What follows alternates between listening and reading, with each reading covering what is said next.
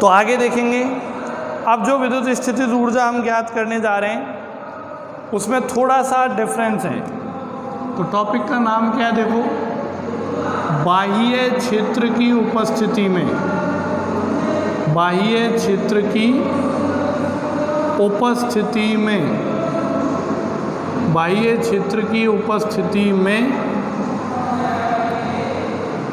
विद्युत स्थितिज ऊर्जा, विद्युत स्थितिज ऊर्जा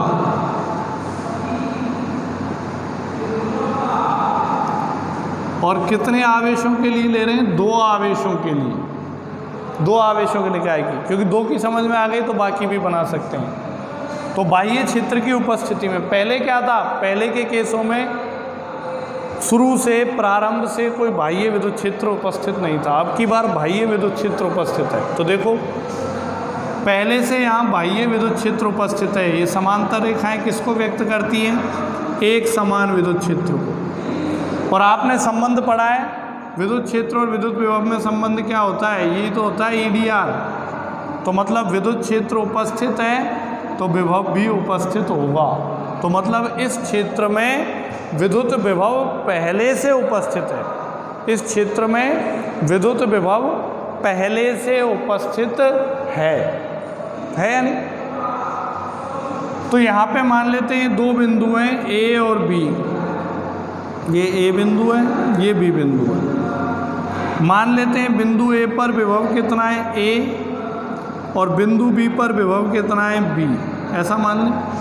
अलग अलग क्यों होगा, विद्युत क्षेत्र तो एक समान है लेकिन विभव अलग अलग क्यों है। विभव अलग अलग इसलिए है, देखो आप V बराबर माइनस इंटीग्रेशन EDR, विद्युत क्षेत्र तो एक समान है लेकिन दूरी DR, R का मान तो अलग अलग है, ये बिंदु अलग अलग दूरियों पर उपस्थित है, तो इसलिए विभव भी अलग अलग होगा। या दूसरे शब्दों में कहें तो मैंने आपको बताया था कि विद्युत क्षेत्र की दिशा में आगे बढ़ने के साथ साथ विद्युत विभव का मान घटता है। मतलब दूरी बढ़ने पर विद्युत विभव घटता है और दूरी कम होने पर विद्युत विभव बढ़ता है, ऐसा बताया था। विभव दूरी के व्युत्क्रमानुपाती होता है, फॉर्मूला पढ़ा है ना आपने, V बराबर KQ/R। तो V समानुपाती 1/R। तो इन दोनों बिंदुओं की दूरी अलग अलग है, इधर मूल बिंदु माने तो उससे दूरी अलग अलग, तो कम दूरी पर विभव ज़्यादा होगा, ज़्यादा दूरी पर कम होगा, ठीक है। या विद्युत क्षेत्र की दिशा में आगे बढ़ें तो विद्युत विभव के मान में कमी आती है, दूरी बढ़ती है तो कमी आती है। मान लेते हैं दोनों बिंदु कितनी दूरी पर उपस्थित हैं, R दूरी पर उपस्थित है। तो अब आपको यहाँ पर 2 आवेशों के निकाय की विद्युत स्थितिज ऊर्जा ज्ञात करनी है, जबकि A बिंदु पर पहले से विद्युत विभव कितना है VA और B बिंदु पर पहले से विद्युत विभव कितना है VB। पहले से क्यों है, क्योंकि बाह्य विद्युत क्षेत्र उपस्थित है। तो बताओ कैसे ज्ञात करें। एक Q1 आवेश को अनंत से लाकर बिंदु A पर रखें, तो Q1 आवेश को अनंत से लाकर बिंदु A तक रखने में किया गया कार्य तो कार्य का फॉर्मूला भी पढ़ चुके, W1 बराबर Q1 गुणा VA होगा या नहीं।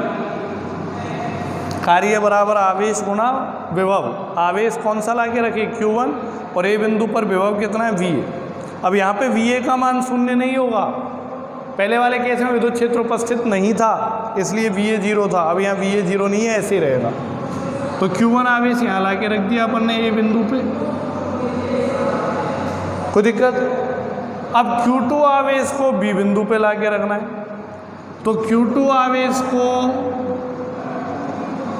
अनंत से लाकर बिंदु B पर रखने में किया गया कार्य। तो जब Q2 आवेश को यहाँ ला के रखेंगे तो W2 बराबर क्या होगा, Q2 गुना इस बिंदु B पर कुल विभव, बिंदु B पर कुल विभव, तो VV डैश लिख देता हूँ, बिंदु B पर कुल विभव, ठीक है। अब बिंदु B पर कुल विभव कितना होगा, VV डैश, इसका मान कितना होगा बताओ। कि पहले से कितना विभव है विद्युत क्षेत्र के कारण बिंदु B पर कितना विभव है बताओ, VV, है या नहीं, प्लस यहाँ एक Q1 आवेश रखा हुआ है, तो Q1 आवेश के कारण भी r दूरी पर स्थित बिंदु पर विभव उत्पन्न होगा। तो Q1 आवेश के कारण r दूरी पर स्थित बिंदु B पर विभव कितना आएगा, k Q1/r। फॉर्मूला होता है k Q1/r। तो बिंदु B पर दो विभव हो गए, एक तो विद्युत क्षेत्र के कारण पहले से विभव कितना था VB, और एक Q1 आवेश यहाँ उपस्थित हो गया, तो इसके कारण विभव हो गया k Q1/r। तो यहाँ VB डैश का मान रखें तो W2 कितना मिलेगा आपको, Q2 गुणा VB डैश का मान रखा तो VB प्लस k Q1/r। तो W2 कितना आ जाएगा बताओ, Q2 अंदर गुणा कर दो, Q2 गुणा VB और k Q1 Q2/r। एक कार्य तो ये हो गया आपके पास ये, और दूसरा कार्य हो गया ये। तो कुल कार्य कितना हुआ, दोनों को जोड़ देंगे तो Q1 गुणा VA प्लस Q2 गुणा VB plus k Q1 Q2/r हो गया। और यही कार्य किसके बराबर होता है, विद्युत स्थितिज ऊर्जा के बराबर। तो बाह्य विद्युत क्षेत्र की उपस्थिति में दो आवेशों के निकाय की विद्युत स्थितिज ऊर्जा, इसका फॉर्मूला होगा Q1 VA plus Q2 VB plus k Q1 Q2/r। ये फॉर्मूला होगा, जहाँ पे VA और VB क्या है, बाह्य विद्युत क्षेत्र के कारण बिंदु A और B पर विभव है या नहीं, ये ध्यान रखने। फिर आगे यदि अपन बात करें तो आगे कुछ छोटी छोटी चीज़ें जो आपको समझनी है। तो वो छोटी छोटी चीज़ें क्या हैं, देखो कि विद्युत स्थितिज ऊर्जा घटती कब है, बढ़ती कब है, ऋणात्मक कब होगी, बाह्य स्रोत द्वारा किया गया कार्य ऋणात्मक धनात्मक कब होगा। तो ये छोटी छोटी कंडीशंस को अपन समझते हैं, तो इनको आप समझेंगे ध्यान से। तो देखो आप क्या है, दो आवेशों की बात करेंगे। मान लो दो धनावेश हैं, ये दो धनावेश हैं, ये Q1 है और ये Q2 है। ये नोट में लिखा हुआ मिलेगा आपको, नोट्स कॉपी में नोट में लिखा हुआ मिलेगा, ठीक है। इनके बीच की दूरी आपको दे रखी है r। तो कंडीशन क्या है, दो समान प्रकृति के आवेशों को, चाहे दोनों धनावेश हों चाहे दोनों ऋणावेश हों, तो जब दो समान प्रकृति के आवेशों को एक दूसरे के पास लाया जाता है, पहला केस क्या ले रहे हैं, जब दो समान प्रकृति के आवेशों को एक दूसरे के पास लाया जाता है, तो विद्युत स्थितिज ऊर्जा का फॉर्मूला क्या होता है, k Q1 Q2/r। जब इन्हें पास में लाया जाएगा तो ये एक दूसरे को प्रतिकर्षित करेंगे, मतलब दूरी घटेगी इनकी, तो पास में लाने पे दूरी घटेगी, तो दूरी घटने के कारण विद्युत स्थितिज ऊर्जा क्या होगी बताओ, बढ़ेगी। क्लियर। जब दो समान प्रकृति के आवेश, चाहे धनावेश धनावेश हो चाहे ऋणावेश ऋणावेश हो, तो इनको जब पास में लाया जाएगा तो दूरी घटने के कारण विद्युत स्थितिज ऊर्जा बढ़ती है, ये याद रखना। फिर बात करते हैं बाह्य स्रोत द्वारा किया गया कार्य, बाहर से किया गया कार्य।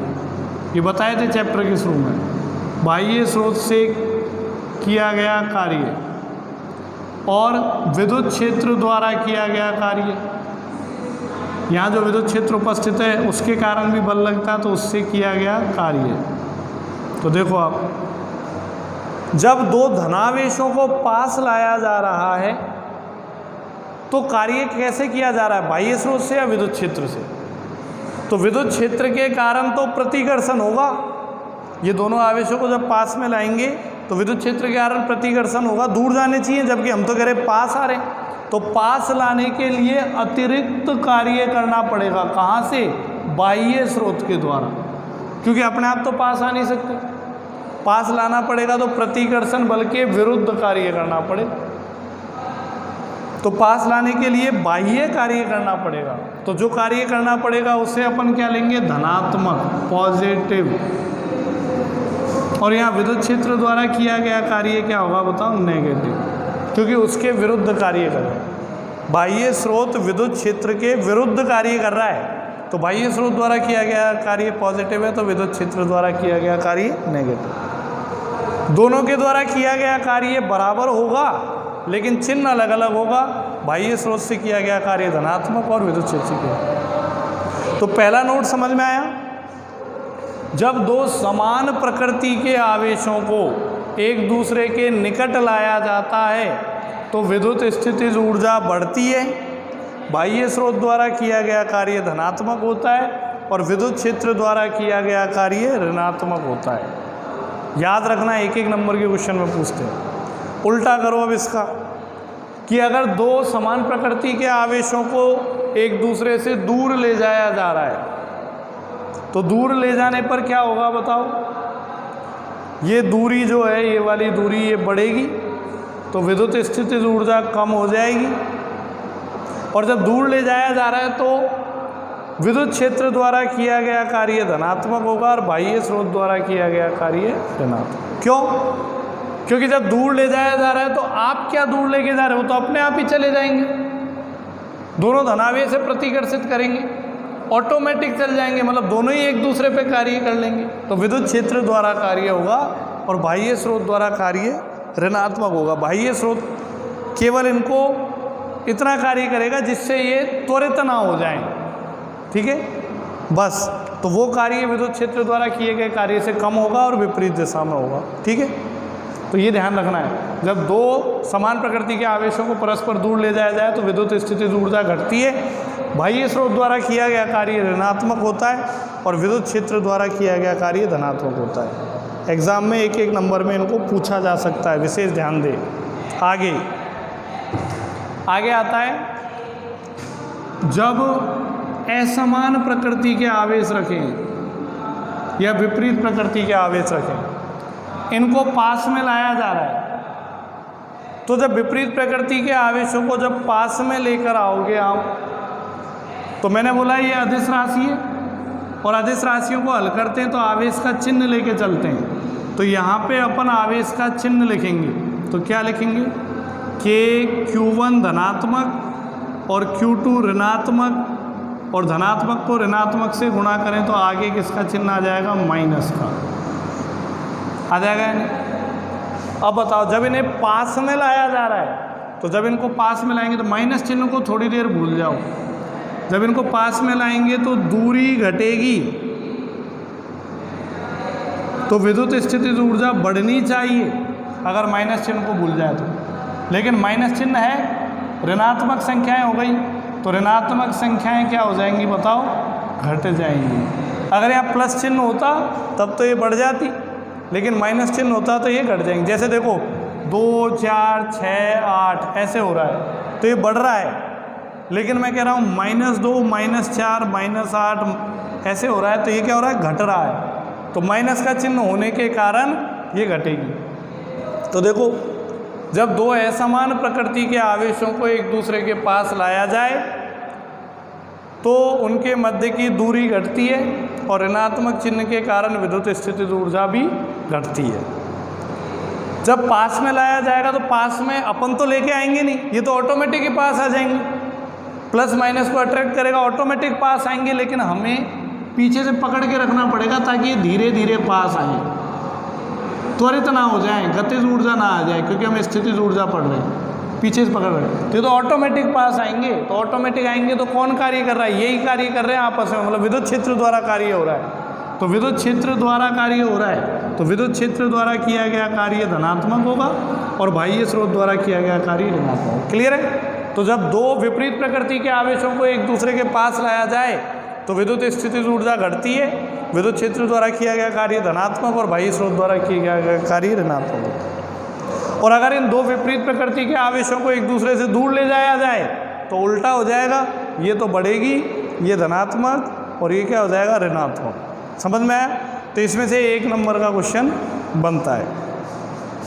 तो इस चैप्टर में लास्ट एक टॉपिक बचा है जो कल ख़त्म हो जाएगा, और कल नया चैप्टर शुरू हो जाएगा, और कल आपको इस चैप्टर के वीडियोस मिल जाएंगे न्यूमेरिकल सॉल्यूशन के साथ।